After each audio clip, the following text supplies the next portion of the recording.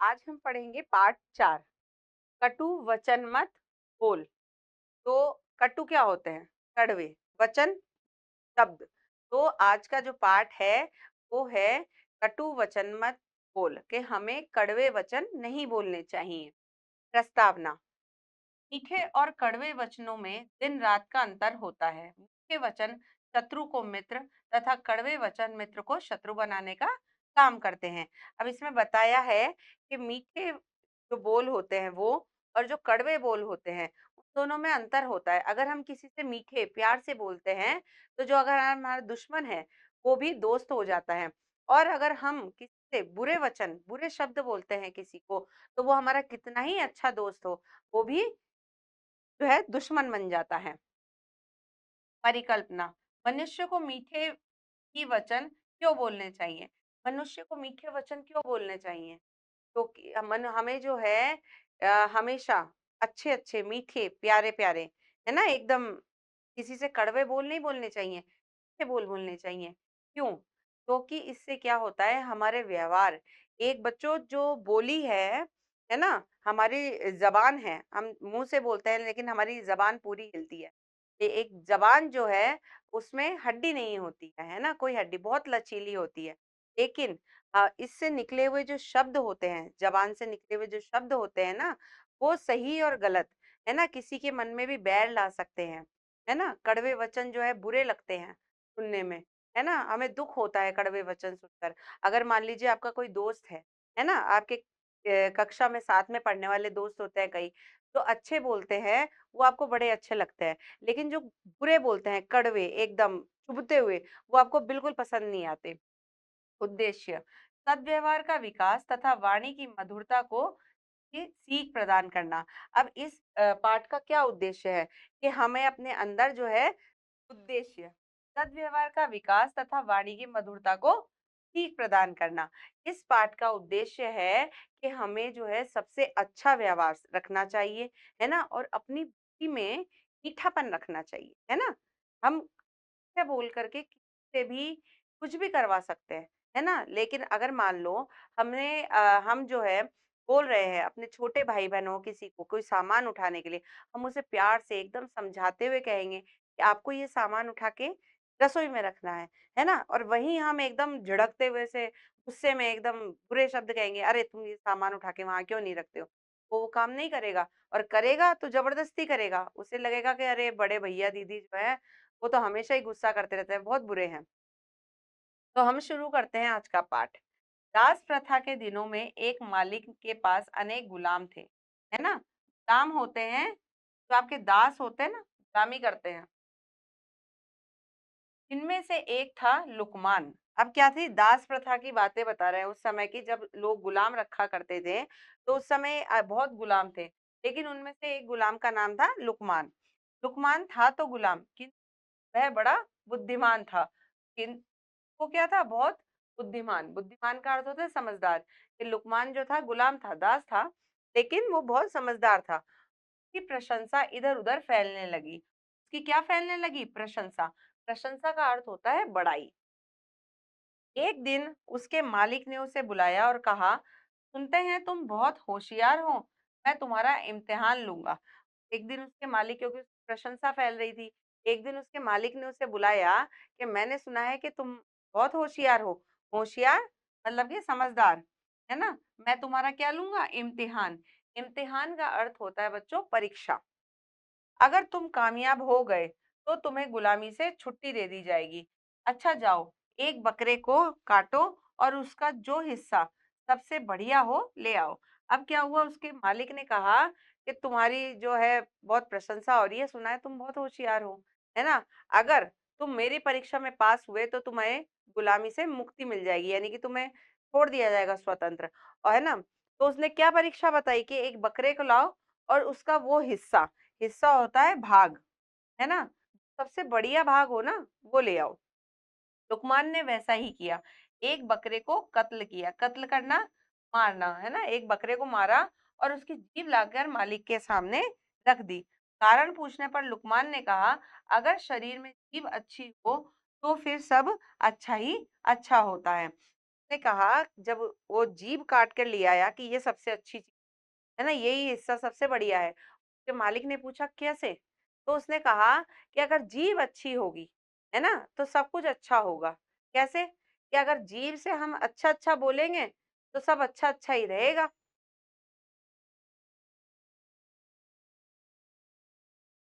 मालिक ने कहा अच्छा इसे उठा ले जाओ, अब बकरे का जो हिस्सा सबसे बुरा हो उसे ले आओ।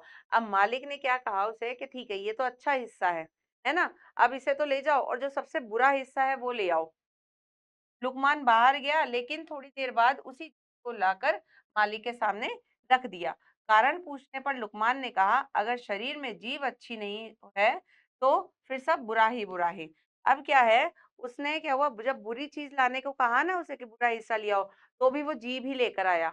और कारण उसने क्या बताया कि अगर जीभ बुरी है तो सब कुछ बुरा ही बुरा है।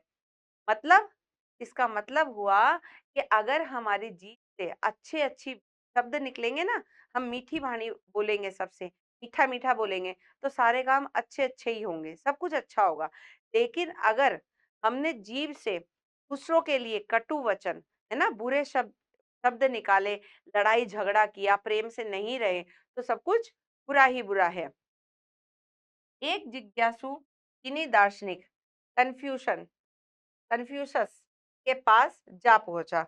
अब क्या हुआ कि इसका में क्या हुआ कि एक जो जिज्ञासु जिज्ञासु होता है जिसे बहुत उत्साह रहती है ना, जानने वाले, है ना, बहुत जानने वाले चीनी दार्शनिक है ना, वो कन्फ्यूशस के पास जा पहुंचे और पूछा यह बताइए कि दीर्घजीवी कौन होता है।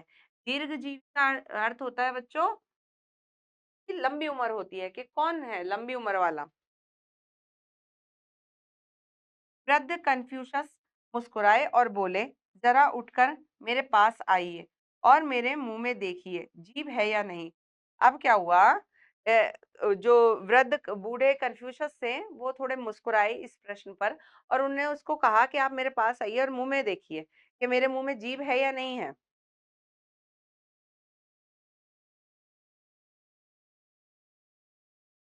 कन्फ्यूशस ने अपना मुंह खोल दिया। अब क्या हुआ, कन्फ्यूशस ने अपना मुंह खोला। वह सज्जन उस सज्जन ने झुककर मुंह में अंदर देखा और बोले जी हाँ जीभ है। अब क्या हुआ, उस सज्जन ने क्योंकि प्रश्न किया था कि कौन सबसे लंबा है, तो उसने कहा लंबा जीता है, तो उसने कहा मेरे मुंह में देखिए आप। तो उसके मुंह में देखा तो जीभ थी, है ना, तो वो बोलता है जी हाँ जीभ है। कन्फ्यूशस ने फिर कहा अच्छा अब देखिए कि दांत है या नहीं। अब उसने कहा कि आप वापस देखिए, तो है आपने जीभ देखी, अब ये देखिए दांत है या नहीं। जिज्ञासु ने देखकर कहा दांत तो एक भी नहीं है। उन्होंने कहा कि दांत तो एक भी नहीं है।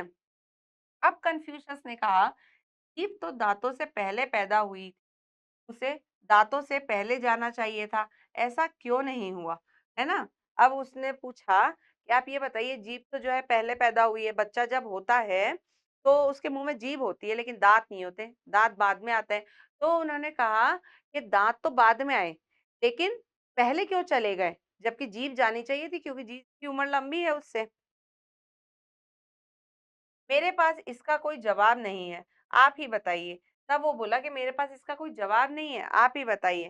कन्फ्यूशस बोले जीभ कोमल है, दांत कठोर है, में लचीलापन होता है, जो नम्र नम्र होता है वह अधिक समय तक जीता है और जीवन में जीतता है। अब उन्होंने क्या बताया कि हमारे जो जीभ है वो होती है नम्र, एकदम कोमल होती है ना, तो और दांत होते हैं कठोर। तो उन्होंने बताया कि जो लचीला होता है और विनम्र होता है, नम्र होता है ना, वो लंबा जीता है, और जो कठोर होता है ना वो सबसे पहले खत्म होता है। ठीक है, ये दो कहानियां हैं किंतु एक ही सत्य को घातित करती है, यानी कि बताती हैं, और वह कि जीवन में वाणी का बड़ा महत्व है। वाणी होती है आवाज। जीवन में हम ये दो कहानियां बताई है, एक तो जिज्ञासु वाली, है ना, और एक बताई थी गुलाम वाली। दो कहानियां हैं, दोनों कहानियों का क्या है, अलग अलग वो है ना, कहानियां तो अलग अलग है, पात्र अलग हैं, लेकिन इनका उद्देश्य और इनका जो बताने का तरीका है वो एक ही है कि हमें जो है अपनी वाणी, अपनी आवाज, है ना, मधुर रखनी चाहिए, मीठे बोल बोलने चाहिए। वाणी सभी को मिली हुई है, मगर बोलना किसी किसी को आता है। बोलते तो सभी हैं, परंतु क्या बोले, कैसे शब्द बोले, कब बोले, इस कला को बहुत कम लोग जानते हैं। अब इसमें बताया है कि आवाज सबको मिली है ना, शब्द सब बोलते हैं, लेकिन किसी किसी को ही पता होता है कि किस समय और क्या बोलना है और कैसे बोलना है ना। मान लीजिए कि हमारे मम्मी पापा बैठे हुए हैं, है ना, अब हम हैं, है ना, अब दूसरों के सामने कोई हमारे घर में लोग आए हुए हैं, बहुत लोग इकट्ठे हैं, अब हम किस तरह से उनसे बोल रहे हैं, है ना, उस समय एक तो है हम बड़े प्यार से, है ना, क्योंकि हमें इज्जत देनी है, मम्मी पापा हमारे बड़े हैं, हमारे मन में उनके लिए भावना होती है इज्जत की, प्यार की, लेकिन हम वहीं पे सबके सामने उनसे एकदम बुरे तरीके से, क्या है, क्यों है, नहीं मैं नहीं करूंगा, ऐसे बोल रहे हैं, तो ये गलत है ना? तो लोग क्या है कि सोचेंगे अरे कितना बेकार बच्चा है, अपने पापा-मम्मी से देखो कैसे बात कर रहा है, तो उसकी बड़ाई नहीं होगी यहाँ पे, है ना? एक है कि हम बोल रहे हैं कि हाँ मम्मी, हाँ ठीक है, मैं कर दूँगा या मैं कर दूँगी, ठीक है, आप मत कीजिए, मैं आपकी मदद कर देता हूँ। तो लोग बोलते हैं कि सीखो, उनसे कुछ सीखो, है ना? तो बोलने-बोलने का फ़र्क है। एक बात से प्रेम झरता है और दूसरी बात से झगड़ा होता है। कड़वी बात ने संसार में जाने कितने झगड़े पैदा किए हैं। जीव ने दुनिया में बहुत बड़े-बड़े कहर ढाए हैं। कहर कहर होता है कि बहुत ज्यादा कहते हैं ना बर्बादी, है ना, कहर ढाए हैं।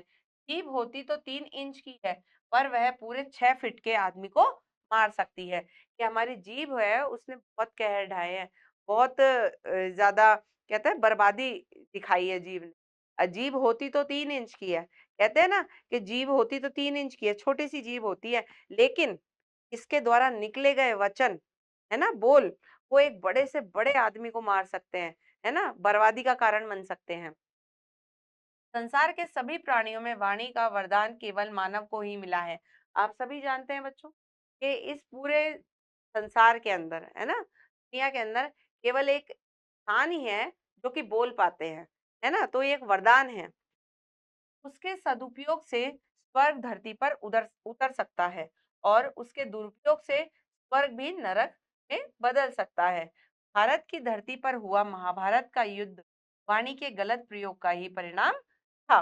इन्होंने उदाहरण दिया है कि महाभारत का युद्ध जो हुआ ना, केवल बोली के कारण ही हुआ था, है ना। इसलिए वाणी का उचित प्रयोग करना सीखो। वाणी का उचित प्रयोग है सदैव ऐसे वचन बोलो कि सुनने वाले का हृदय प्रसन्नता से खिल जाए और उसके मन को शीतलता मिले। शीतलता का अर्थ होता है ठंडक।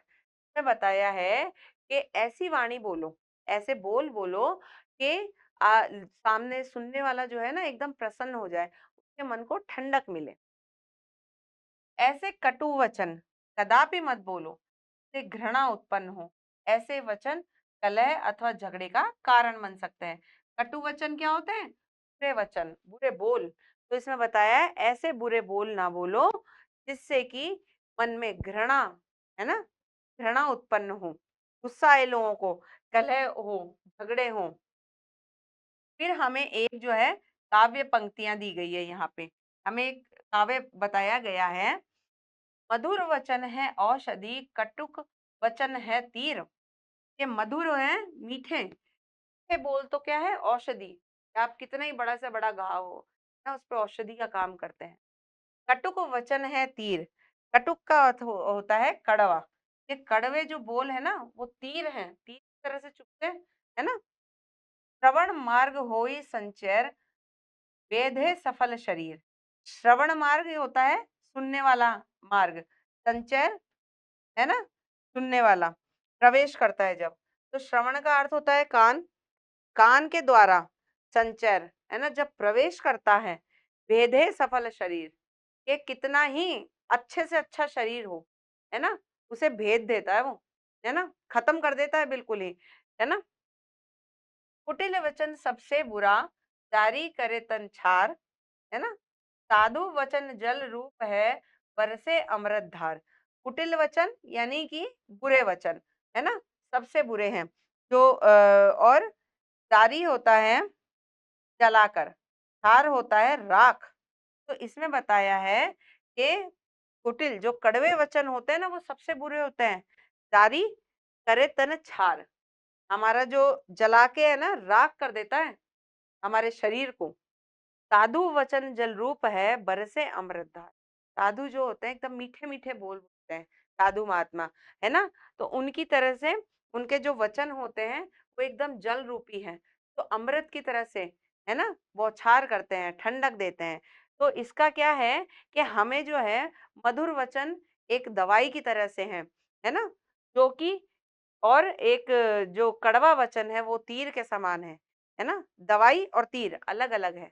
एक तो होता है जो जख्म देता है, औषधि होती है जो जख्म भरती है। तो मीठे वचन जो है दवाई रूपी है, और जो कटु वचन है वो तीर के रूप में है। सुनने से श्रवण मार्ग होई संचर, कानों में पड़ते ही जब सुनते हैं लोग तो बेधे सफल शरीर, एक सफल शरीर को भी भेद देते हैं, बेकार कर देते हैं। और कटुक वचन जो होते हैं ना वो सबसे बुरे होते हैं, है ना, हमारे पूरे शरीर को, है ना, जलाकर राख कर देते हैं। इसलिए साधु वचन जल रूप, साधु की तरह से वचन रखिए, जो कि एकदम ठंडे जल की तरह से होता है, अमृत के समान लगता है। ठीक है बच्चों, तो इसमें हमें बताया है पाठ में कि हमें जो है शीतल वचन बोलने चाहिए, एकदम मधुर वचन बोलने चाहिए। कभी किसी को ऐसे कड़वे वचन ना बोलें जो तीर की तरह से चुभ, क्योंकि कहते हैं बच्चों कि हाथों से मारा हुआ घाव भर जाता है, लेकिन गोली से बोला गया घाव जो तीर की तरह से चुभते हैं ना, वो घाव कभी नहीं भरते हैं, वो हमेशा हरे रहते हैं, दुख देते हैं, सोच सोच कर ही दुख देते हैं कि उसने हमसे ऐसा बोला। अब हम जो है इस पाठ के शब्दार्थ देखते हैं।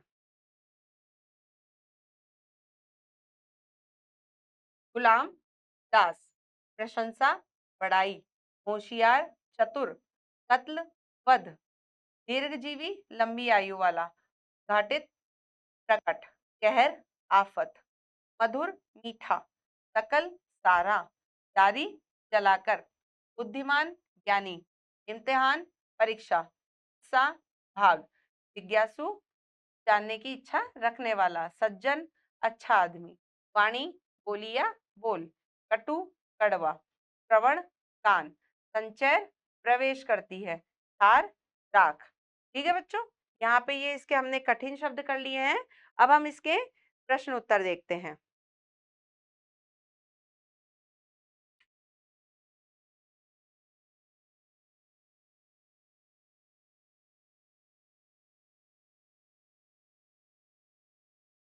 प्रश्न ख है, भावार्थ स्पष्ट कीजिए। हमें यहाँ पे पूरे वाक्य दिए हैं, हमें उसके भाव बताने हैं। यदि शरीर में जीभ अच्छी हो तो फिर सब अच्छा होता है। क्या भाव है इसमें? क्या कहना चाह रहे हैं कि अगर हम मीठे वचन बोलेंगे, है ना, जीभ द्वारा अच्छे अच्छे मीठा मीठा बोलेंगे ना, तो सब कुछ अच्छा ही अच्छा होगा।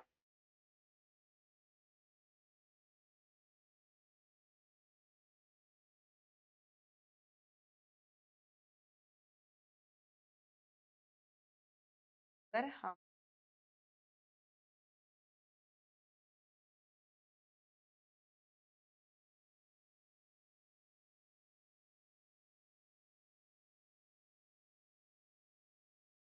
अब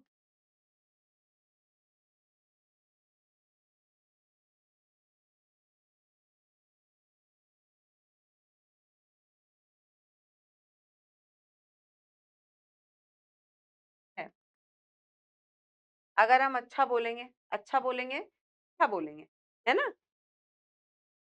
का है, जीभ होती तो 3 इंच है, पर पूरे 6 फीट के आदमी को मार सकती है।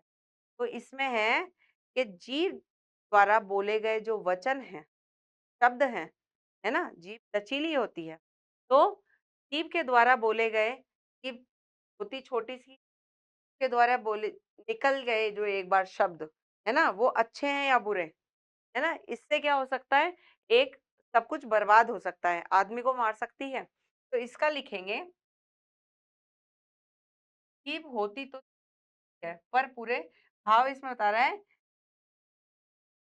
अगर हम अगर हम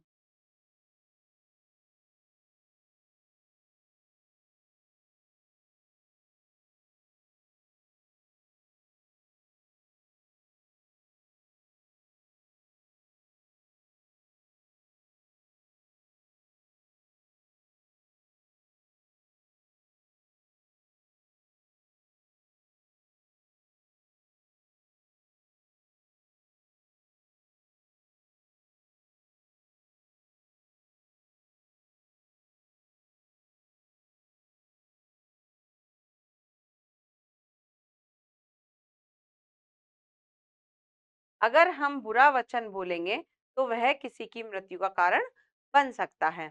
अब हमारा अगला प्रश्न है, दिए गए शब्दों से वाक्य बनाइए। है ना, वाक्य बनाना है। पहला है बुद्धिमान, तो सुकमान बहुत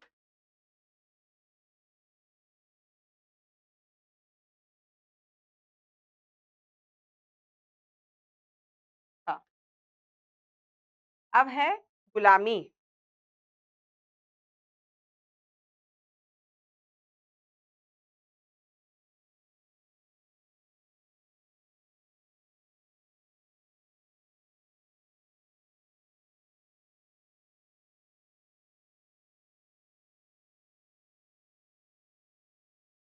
करनी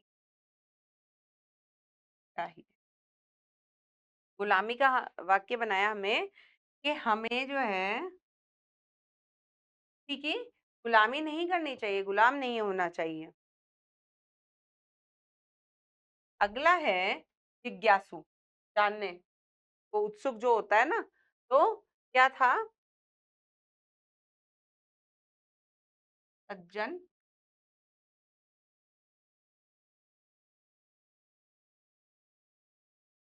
बड़ा,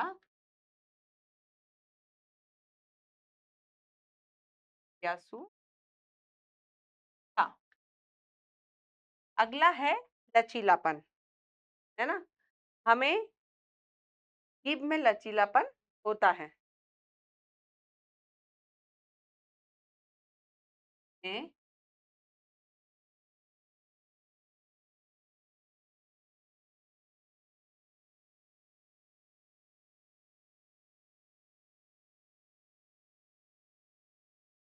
क्या बच्चों, अगला है सदुपयोग, है ना, सही उपयोग करना, तो हमें समय का सदुपयोग करना चाहिए।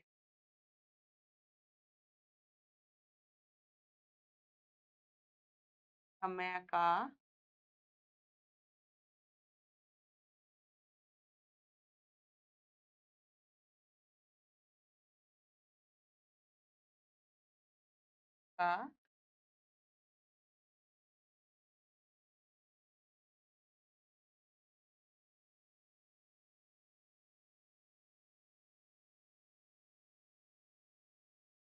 ठीक है बच्चों, आखिरी हो गया, हमें समय का सदुपयोग करना चाहिए।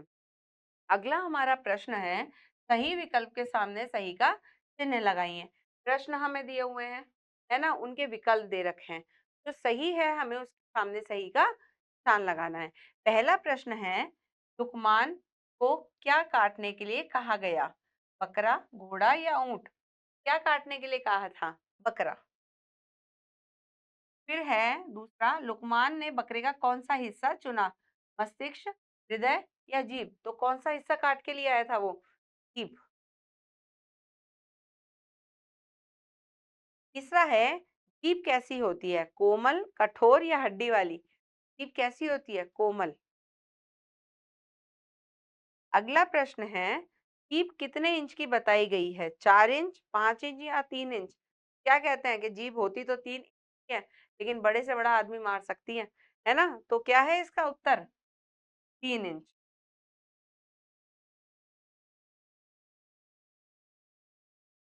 ठीक है बच्चों, तो यहाँ पे हमारे इस पाठ के जो है, जो हमें अपनी जीभ पर बताया गया है, वाणी पर, वचन पर बताया गया है, ये पाठ हमारा पूरा होता है। इसमें हमें जो सीख मिली है, हमें उसमें व्यवहार में लानी है ना, हमें अपनी वाणी जो है उस पर पूरा नियंत्रण रखना है। कंट्रोल में रखना है अपनी ज़बान को, है ना?